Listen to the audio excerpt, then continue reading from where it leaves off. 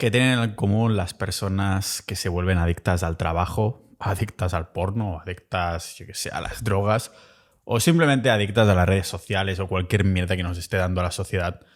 Que si te lo paras a pensar, no hay pueblos indígenas o seguramente los ancestros no estaban viciados a algo específico. A lo mejor se encontraban alguna planta, pero se terminaban las existencias y dejaban de estarlo, ¿no? Lógicamente estoy especulando aquí. Pero ¿qué tienen en común estas personas?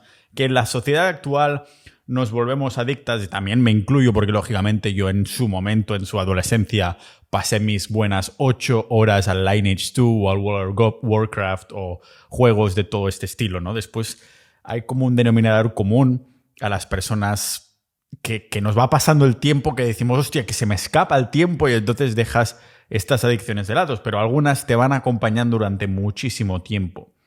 Pues lo que tienen en común es el aburrimiento, esa sensación de que la vida real no vale para nada, un sentimiento que cualquier población indígena, no compartirá, del mismo modo que tampoco lo hubieran hecho, como digo, nuestros ancestros, cuando lo único que podían hacer era vivir el momento porque no les quedaba otra, tenían que sobrevivir a los peligros constantes del entorno, cazar comida a diario e intentar que su hijo no muriera a los 2 meses de haber nacido. Paradójicamente, ahora que es más fácil que nunca sobrevivir, es cuando menos en paz estamos con la vida, porque ya no hay necesidad de vivir el momento. Ese momento ha dejado de ser el ahora y nos empezamos a preocupar por el mañana o por el 5 años, el 10 años, por nuestra vida, cómo será dentro de 20 años. Por esto nos hacemos con trabajos que odiamos a promesas de que en unas décadas estaremos mucho mejor que hoy. Pero hacer este intercambio tiene un riesgo muy elevado a cambio de un beneficio, pues, no tan grande comparativamente. El riesgo está en que ese aburrimiento, que se puede terminar traduciendo en adicciones por falta de significado, esa falta de propósito de vida, porque en el fondo necesitamos trabajar, ¿no? Necesitamos apostar en algo, necesitamos el conflicto, necesitamos la guerra para enfrentarnos a obstáculos a los que tengamos capacidad de superar con nuestras habilidades. Y no es casualidad entonces que el estado de flow sienta también a algo que indagaba a fondo en el episodio 483. El estado de flow es cuando tu mente entra en sintonía con esa actividad que estás haciendo y te sientes que el tiempo pasa rapidísimo. Es cuando el reto y la habilidad se juntan en una intersección perfecta. Tu habilidad te da lo suficiente para afrontarte este reto, pero no lo suficiente como para que desconectes, sino que tienes que estar en ese momento, tienes que entrar en flow. La naturaleza nos da una pista inequívoca de lo que necesitamos en la vida, precisamente cuando estamos en un estado mental que nos hace sentir tan bien. Currárnoslo, teniendo un motivo para hacerlo, ¿no? Currárnoslo, que a veces se me va la catanada por ahí, pero es el hecho de tener un motivo por hacer algo. Por esto entramos en flow, es la naturaleza humana. En nuestro ADN está escrito cierto grado de crecimiento y desarrollo personal, porque sin esta superación, pues simplemente no sobreviviríamos. A pesar de personalmente no ser religioso, me encanta usar la frase que me ayuda a poner todo esto que os estoy diciendo en perspectiva, y es que al inicio de la creación, lo primero que Dios le dio a Adán no fue una mujer, no fue Eva, sino que lo primero que Dios le dio a Adán fue un trabajo que hacer. Adán tuvo que nombrar a todos los animales que había por ese jardín, cuidarlos y lo que sea que un ser omnipresente encargue a su lacayo. Una comparación que pone de manifiesto lo que en el fondo muchos de nosotros ya sabemos, que el trabajo ideal incluye necesidades humanas intrínsecas, algo que indagué hace poco en el episodio 520, igual que el resto de animales, porque sin actividad, sin movimiento, sin tirar hacia adelante, la vida pues cesa de existir. La cuestión está en encontrar cómo trabajar y el por qué hacerlo. Saber que lo que estamos haciendo es por un buen motivo. Y antes, lógicamente, era muy fácil saberlo, ¿no? Le robas la comida a los guepardos africanos para obtener alimento y sobrevivir tú y tu familia un día más. Y sabes que lo estás haciendo precisamente por esto, para sobrevivir un día más. Pero ahora, ¿por qué estás en el cubículo 8 horas al día difícilmente realmente no te morirías de hambre? Si lo piensas fríamente, tendrías que tenerlo muy, muy, muy difícil para morirte de hambre. Siempre habría algún familiar, algún amigo, alguna persona que te cobijara, que pudieras dormir en un sofá. Morirte de hambre no te morirías, pero en el contexto de sociedad actual sería tirar muy atrás y a veces el estatus o lo que le dan aún piensa muchísimo, ¿no? Pero si lo ponemos en comparación dices, hostia, no estoy tan mal, estamos viviendo la mejor época de nuestra vida. Que sí, que siempre ha habido guerra, siempre va a haber, parece que también esto forma parte del ADN humano. Y no importa lo avanzados o innovados que estemos, el afán de conquista, la destrucción, la muerte, es algo que parece que no se escapa de nosotros, pero en Occidente podemos pensar, vale, hay estas guerras que parece que no me tocan directamente personalmente y me desconectan un poco, ¿no? Pero en mi día a día, en mi vida, hostia, me pilla esta ansiedad pensando en el futuro, me pilla este estrés pensando en el ahora en el que no llego. Y sin embargo, si todo fuera en el peor de los casos, si nos estamos imaginando el peor de los casos, si llegara ese peor de los casos, el peor de los casos no sería el peor de los casos en comparación. Hace solo, entre comillas, solo 100 años, 1000, 10.000 años, ¿no? La tan elevada moderación, modernización más bien dicho, ¿no? La moderación que nos da la modernización descontrolada, para llevarlo así, porque pregúntale a las tribus indígenas cuántos tienen depresión. De hecho, en los estudios se ve como los indígenas que los trasladan a un entorno moderno son los que les pilla las depresiones más rápidos que nadie, porque nos la han vuelto a colar. Hemos nacido ya en la rueda de la rata, aceptándola como la normalidad de las cosas. Trabajar es más que necesario para la felicidad, pero quizás aún más necesario hacerlo de la manera, el cómo y los motivos, el por qué, que nosotros decidamos, no que decidan por nosotros. Por esto sí, la felicidad y el trabajo están muy, muy, muy relacionados, porque hemos nacido en este mundo, en nuestro ADN desde nuestros ancestros, está incrustado ahí, que tenemos que hacer algo con nuestras manos y nuestras mentes para nuestra supervivencia y seguir avanzando. Pero como siempre, la sociedad moderna lo ha prostituido. Al menos en muchísimas cosas. Nos ha dado cosas muy buenas, como que puedas escuchar este maravilloso episodio, este maravilloso podcast, pero otras que no. Así que el episodio de hoy va de el papel del trabajo en la relación con la naturaleza de la sociedad, para qué sirve el trabajo, por qué es necesario trabajar. Y indagamos sobre todo en el cómo y el porqué de este trabajo. Y lo vemos aquí en este podcast multipotencial de Pau Ninja.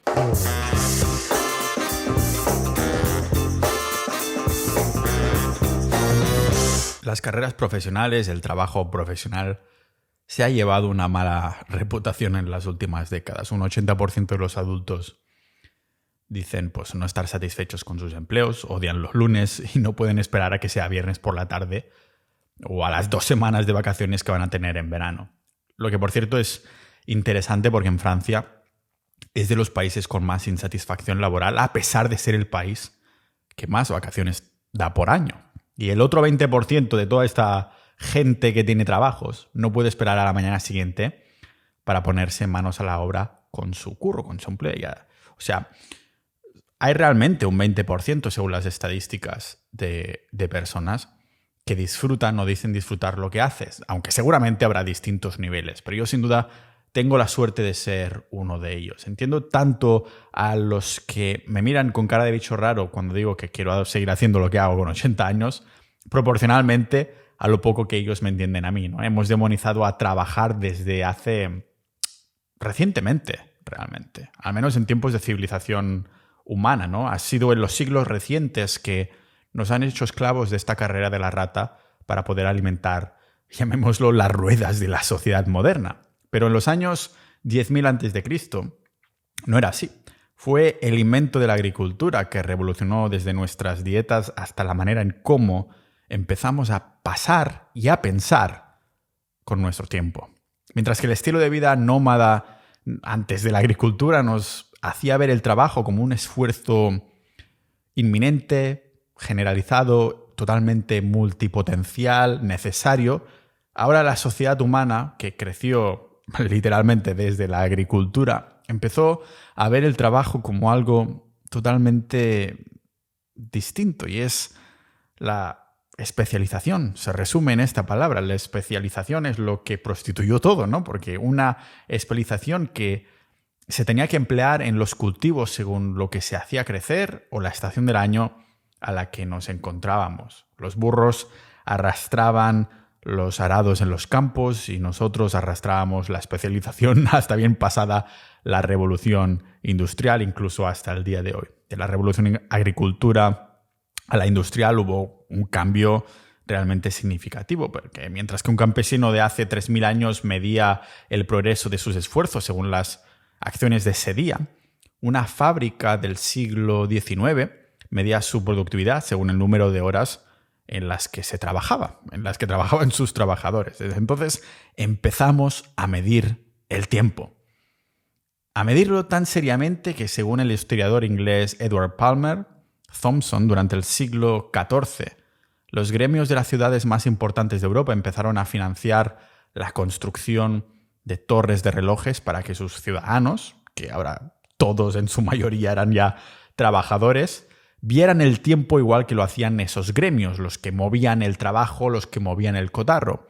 No es casualidad que tengamos ahora mismo en la sociedad actual relojes por todos los lados, porque ahora vemos el tiempo como un recurso valioso que tenemos que contar, presupuestarse y vender. Y esto viene a raíz de estos gremios en la revolución industrial. Empezamos a cambiar la forma en cómo percibimos el tiempo, del mismo modo en cómo empezamos a cambiar la manera de percibir el tiempo, con segundos, con horas y con minutos, haciendo que viéramos el tiempo como un bien desechable que podemos comprar, vender y intercambiar, como un bien al fin y al cabo de intercambio, igual que el dinero. Sería estúpido pensar que fue una coincidencia que los relojes de bolsillo se empezaran a popularizar a finales del siglo XVIII, que fue justo cuando empezó la revolución industrial, con esas jornadas laborales de 10 a 16 horas que se convirtieron en la brújula, ahora que hablamos de relojes y como sea, agujas, ¿no?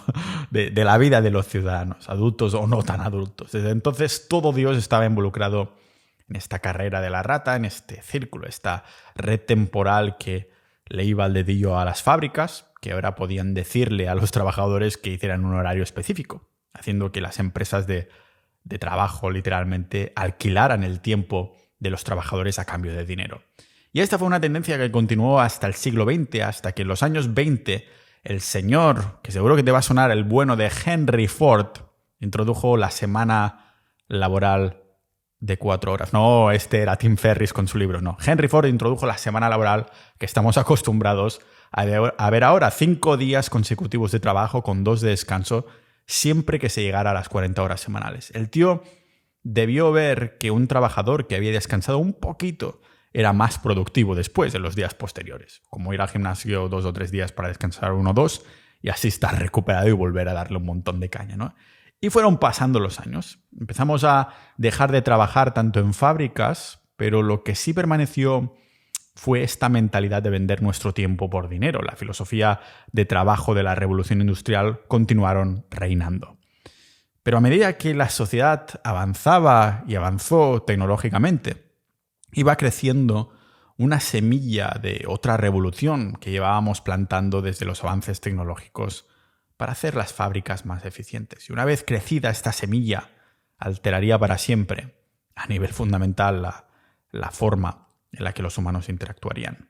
A finales de la década de los 70, introdujimos los primeros ordenadores en los hogares y en los 90 Internet empezó a estar en la boca de la gente o en los dedos, porque había muchos ratones, ¿no? Cada ordenador se convirtió en un nodo online que recibía y distribuía información de todos los demás nodos en una red de conocimiento que empezó a crecer hasta límites vertiginosos que a día de hoy seguimos sin entender. Solo unas décadas más tarde, no solo había ordenadores sino en todos los hogares, sino todos los dispositivos inalámbricos que tenemos ahora, ¿no? Una capacidad de comunicación que nos fue concedida sin la capacidad de saber manejar el ritmo de este crecimiento.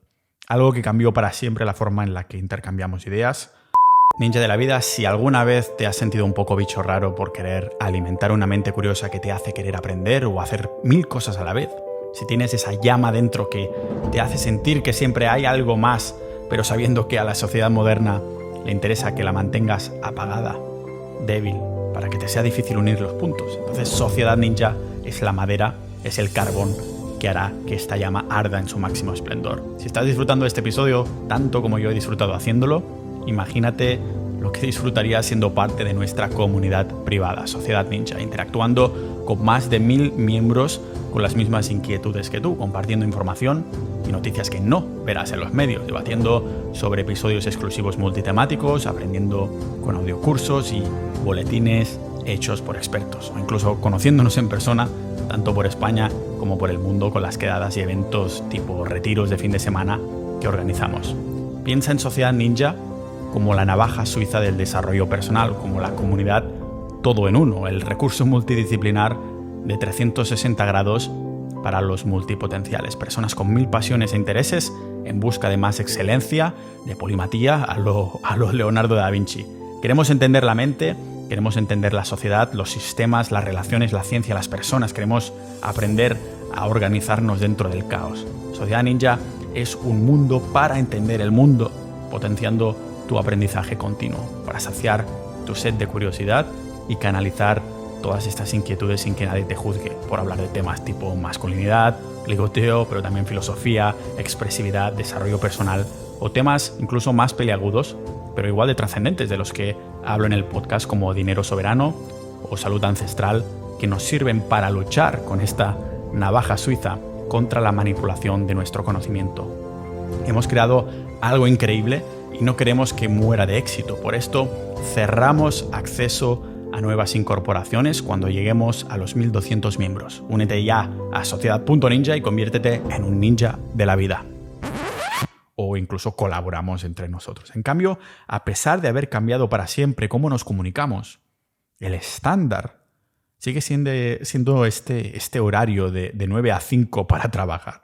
Lo que tiene que ser frustrante ver, ¿no? De sentir para aquellos que ven cómo hay trabajadores remotos que pueden incluso trabajar asíncronamente. Hay una razón por la que la satisfacción laboral está proporcionalmente ligada con el grado de respeto y significado antes que el salario, antes que el alquiler de tiempo, seguido muy cerca de la autonomía, la oportunidad y el crecimiento. Y en las notas del episodio os voy a dejar una estadística con lo que valoramos más en un trabajo más allá del salario, ¿no? Son realmente, si nos lo paramos a pensar, estamos viendo este respeto, significado, la autonomía, la oportunidad, el reconocimiento como valores personales que están ligados directamente con la naturaleza humana, que seguíamos manteniendo dentro nuestro, ¿no? A pesar de haber sido explotados durante siglos. La sociedad industrializada se centraba en la productividad bruta, exclusiva, viendo a las personas pues, como si fueran máquinas con el único objetivo de escalar. Pero la sociedad conectada de hoy solo prospera cuando creamos cosas increíbles que generan impacto para las personas. La cultura de la innovación ha dejado de significar que se alquila el tiempo de alguien para obligarlo a estar X horas en un puesto de trabajo rígidamente definido. No, ¿vale? No.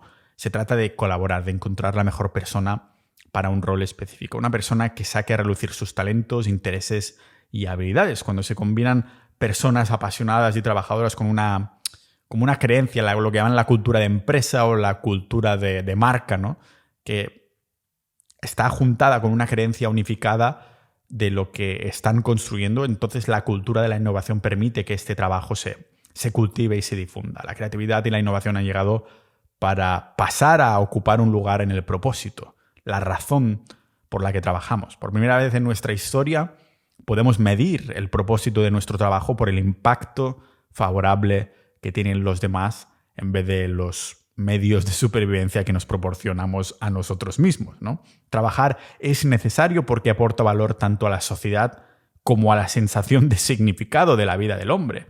Y algunos habréis llegado hasta el episodio de hoy con la idea de que todo lo que digo, esto del propósito, el significado, el impacto, no dejan de ser como ideas de una sociedad demasiado cómoda que nos estamos creyendo con un derecho de comodidad que nunca hemos tenido, que ni siquiera en el pasado. Y quien piensa así seguramente será el mismo tipo de persona que le dice a los demás que simplemente deberían estar contentos de tener un trabajo, sea cual sea. Que con el paro que hay en España deberías estar agradecido de tener cualquier trabajo y callarte. Pero no estoy de acuerdo, no lo estoy, porque cuando el paradigma del cómo trabajamos, entonces cambia el por qué trabajamos. El por qué también cambia, también lo hace igual que lo ha hecho el cómo. Yuval Noah Harari lo comentaba en su libro 21 lecciones para el siglo XXI. Decía, como en este siglo no nos podemos permitir el lujo de la estabilidad porque si nos aferramos a una sola identidad, un trabajo o una visión del mundo, corremos el riesgo de quedarnos atrás mientras el resto del mundo nos pasa volando en cuestión de tiempo o la mano por la cara, ¿no? Lo hemos visto en una forma clarísima en cuestión de, ¿qué? ¿Meses? Con la inteligencia artificial. Montones de trabajos se han transformado en lo que yo tengo la sensación que ha sido de la noche a la mañana. Por esto he reiterado más de una vez, como lo hacía en el episodio 454, que los que saben cómo aprender a aprender con la alfabetización digital como máximo exponente de esto tienen ventaja incluso sobre los que ahora mismo sean mega especialistas de algo concreto. Para seguir siendo relevante, y ya no estoy hablando económicamente, sino incluso dentro del entramado social, necesitamos la capacidad de aprender constantemente y reinventarnos, algo que solo podemos hacer superando el reto de desechar llamémosla sabiduría industrial convencional, aún con trazas presentes en las mentes y empresas que dicen ser progresistas, ¿no? Filosofías laborales centenarias, horarios de trabajo de hace siglos, relaciones más rígidas que mis pectorales entre jefes y empleados. Nuestro porqué ha cambiado por completo y ya no estamos dispuestos a comernos mierda por un sueldo. Queremos mucho más que esto. Por esto ya no vemos a personas trabajando durante décadas en la misma empresa, sino que al igual que con las aplicaciones de citas, ahora vemos cómo la gente está saltando de empresa a otra en busca de la cultura de la empresa perfecta en vez de trabajárselo, ¿no? Esa que nos da más que un sueldo, no solo es esto y ya está, porque en el fondo sabemos que el trabajo no deja de ser uno de los ingredientes para una vida feliz, tal como sugiere la evidencia. La importancia del trabajo para el ser humano es muy real y claro que no es solo trabajar, sino que se incluyen los factores de trabajar de forma cometida en algo que te apasione, porque nos da esa sensación de propósito. El trabajo nos define, forma parte de nuestra identidad. Es a lo que vamos a dedicar 6 o 8 horas al día. Es el motivo por el que la mayoría te preguntan ¿a qué te dedicas? Cuando te presentan, ¿no? Es lo primero que te dicen. ¿Y qué haces? ¿Tú qué haces? Refiriéndose al trabajo. Una pregunta que te hará hervir la sangre si odias lo que haces, pero que contarás de forma apasionada si haces lo que tú quieres hacer, si estás en un buen sitio para ti, porque si la insatisfacción laboral reduce nuestro bienestar, entonces lo contrario también es cierto. Los estudios demostrarían cómo esta identidad que tenemos adjuntada al trabajo que hacemos no produce un efecto multiplicador de bienestar cuando el trabajo nos reporta satisfacción. O sea, trabajar es bueno porque lo tuvimos que hacer durante cientos de miles de años para sobrevivir. Claro que no tenías que fichar, pero cazar era el trabajo que tenías, por ejemplo, ¿no? Defenderte, o huir, o explorar. Por supuesto que la familia, el amor, las paseadas por el parque, la brisa marina y todo ese rollo nos gusta e incluso es necesario también para sentirse que nuestra vida es feliz y plena, pero no, estas actividades, a pesar de ser necesarias para la felicidad, porque también forman parte de nuestro ADN y de nuestro pasado, estas actividades en comparación con el trabajo no tienen trascendencia. El trabajo nos da esa sensación de reto, de solucionar problemas, que nuestro cerebro está programado para hacer a diario. La naturaleza, nuestro cerebro, ya nos está diciendo que necesitamos tener las manos ocupadas en algo. Por esto queremos alcanzar el estado de flow constantemente. Mencionaba cómo hacerlo en el episodio 486, que ya he mencionado antes, ¿no? Es un estado mental en el que esta habilidad, ese reto, se tienen que encontrar en una intersección perfecta. Sienta también entrar en flow porque estamos batallando contra el reto. Volvemos a estar en un entorno de problemas, en una jungla donde no nos queda otra que buscar soluciones. Si los empleados felices son casi un 20% más productivos que los que lo hacen sin ganas, según estadísticas, es ya también un buen indicador de por qué, ¿no? Lo sabemos bien porque cuando se pregunta a personas con mucho éxito, con resiliencia y compromiso en comparación con grupos que lo son menos, las preguntas que separan a estos dos grupos son: ¿tienes la oportunidad de aprovechar tus puntos fuertes a diario? ¿O tienes ganas de ir a trabajar todos los días de la semana pasada? Ya podéis imaginar que los que responden totalmente de acuerdo a ambas preguntas son todos los integrantes del grupo con más éxito. Entrar en flow haciendo lo que quieres hacer es mucho más fácil que haciendo algo con lo que no te sientes alineado, como una pareja en la que intentas conectar a pesar de que no hay esa conexión por sí misma, ¿no? Difícilmente podemos encontrar algo que nos dé tal sensación de propósito como el trabajo. No estoy hablando del trabajo como empleo necesariamente, aunque sí puede serlo. Hablo de mantenernos con las manos ocupadas. Sin ambición no se empieza nada, sin trabajo no se termina nada. El premio no se envía, tienes que ganarlo. Esta era una cita de Ralph Waldo Emerson, que es uno de los filósofos que empecé a leer ya en 2009, que descubrí gracias a la película Into the Wild, hacia Rutas Salvajes, una película que ya no me atrevo a volver a ver porque me marcó mucho en ese momento. Creo que esa película llegó cuando más la necesitaba y ahora que estoy en una fase totalmente distinta no quiero como prostituirla volviéndola a ver, ¿no?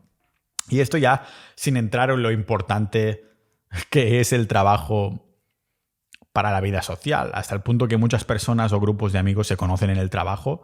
¿Y cómo no va a serlo si es el sitio donde vas a pasar ahí 40 horas a la semana, ¿no? La gente termina ahí con pareja incluso, o te conoces en la app de citas o te conoces en el trabajo porque estás ahí 40 malditas horas a la semana. Ni siquiera tu familia te va a ver tanto. Después cambias de trabajo y terminas cambiando de grupo de amigos porque está totalmente relacionado.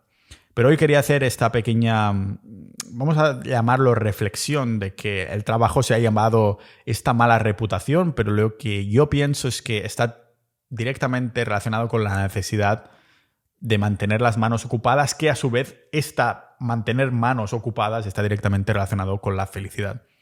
Lógicamente, como digo, no está directamente relacionado en el trabajo que vas ahí, tienes un contrato y te pagan, aunque lo ideal sería, como tenemos que hacer esto igualmente para vivir, para ganar dinero en una sociedad moderna actual, pues que aprovecharas estas 40 horas semanales, ¿no?, para encontrar algo en la que mantenerte las manos y el cerebro ocupado te darían esta satisfacción. Pero muchas personas entiendo que por ciertas circunstancias personales encuentran esta satisfacción del trabajo en un trabajo que se autoimponen, ya sea en proyectos personales, en hobbies específicos en los que dedican muchas horas, pero que al final y al cabo les da esa sensación de trascendencia, de propósito y de continuar hacia adelante. Así que hoy lo dejamos aquí, Ninjas de la Vida. Espero que os haya gustado. Nos vemos como siempre a Sociedad.ninja. Muchas gracias a todos los oyentes que habéis llegado hasta aquí, especialmente a los miembros de Sociedad.ninja que hacen que este podcast se pueda seguir manteniendo totalmente independiente y libre de patrocinadores. Nos vemos en el próximo episodio de este podcast multipotencial de Pau Ninja.